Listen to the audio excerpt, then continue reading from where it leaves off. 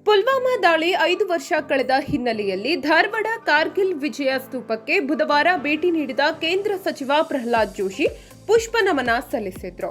ಧಾರವಾಡದ ಜಿಲ್ಲಾಧಿಕಾರಿ ಕಚೇರಿ ಆವರಣದಲ್ಲಿ ಇರುವ ಕಾರ್ಗಿಲ್ ವಿಜಯ ಸ್ತೂಪಕ್ಕೆ ಗೌರವ ನಮನ ಸಲ್ಲಿಸಿದ ಕೇಂದ್ರ ಸಚಿವ ಪ್ರಹ್ಲಾದ್ ಜೋಶಿ ಪುಲ್ವಾಮಾ ದಾಳಿಯಲ್ಲಿ ಹುತಾತ್ಮರಾದ ಯೋಧರ ಸ್ಮರಿಸಿಕೊಂಡರು.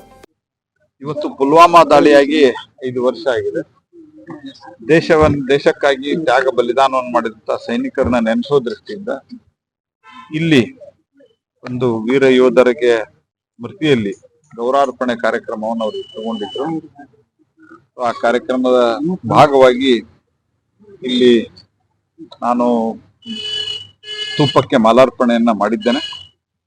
ನಾನು ಈ ಸಂದರ್ಭದಲ್ಲಿ ಹೇಳೋದಷ್ಟೇನೆ, ಆಲ್ಮೋಸ್ಟ್ 75% ಭಯೋತ್ಪಾದನೆ ಈ ಹಿಂದೆ 2014ಕ್ಕಿಂತ ಮೊದಲೇನು ಭಯೋತ್ಪಾದನೆ ಇತ್ತು, ಅದರಲ್ಲಿ 75-80% ಕಮ್ಮಿ ಆಗಿದೆ. ಅದೇ ರೀತಿ ನಕ್ಸಲಿಸಂ ಕೂಡ, ನಕ್ಸಲಿಸಂ ಅನ್ನ ಮೂಲಕ ಹಿಂಸೆ ಏನ್ ಮಾಡ್ತಾ ಇದ್ರು ನಕ್ಸಲ್ ಟೆರರಿಸ್ಟ್, ಅದು ಕೂಡ ಸುಮಾರು 70% ಅಷ್ಟು ಕಮ್ಮಿ ಆಗಿದೆ.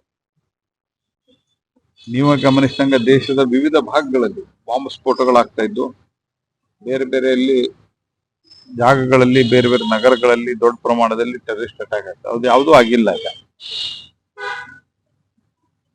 ಗಡಿ ಪ್ರದೇಶದಲ್ಲಿ ಐಸೋಲೇಟೆಡ್ ಯಾರನ್ನ ಒಬ್ಬರನ್ನ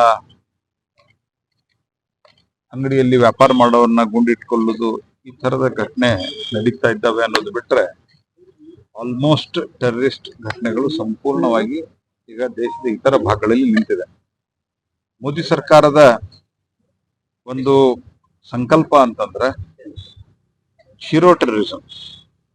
ಈ ಝೀರೋ ಟೆರರಿಸಂ ಅನ್ನ ನೀತಿಯನ್ನ ನಾವು ಅನುಸರಿಸಿಕೊಂಡು ಬಂದಿದ್ದರ ಪರಿಣಾಮವಾಗಿ ಇವತ್ತು ದೇಶ ಸುರಕ್ಷಿತವಾಗಿದೆ. ಯಾವ ದೇಶ ಸುರಕ್ಷಿತವಾಗಿರ್ತದ ಆ ದೇಶ ಸಮೃದ್ಧಿ ಹೊಂದದ. ಯಾವ ದೇಶ ಸಮೃದ್ಧಿ ಹೊಂದದ ಅಲ್ಲಿ ಜನ ನೆಮ್ಮದಿಯಿಂದ ಇರ್ತಾರೆ ಅನ್ನುವಂಥದ್ದು ಸ್ಪಷ್ಟವಾದಂತಹ ನಂಬಿಕೆ ನಮ್ಮ ಸನ್ಮಾನ್ಯ ಪ್ರಧಾನಮಂತ್ರಿಗಳದಾಗಿದೆ. ಆ ಹಿನ್ನೆಲೆಯಲ್ಲಿ ಸುರಕ್ಷತೆಗೆ ಅತ್ಯಂತ ದೊಡ್ಡ ಆದ್ಯತೆಯನ್ನು ಕೊಟ್ಟು ನಾವು ಕೆಲಸವನ್ನು ಮಾಡ್ತೇವೆ. ಪ್ರಹ್ಲಾದ್ ಜೋಶಿ ಕೇಂದ್ರ ಸಚಿವರು.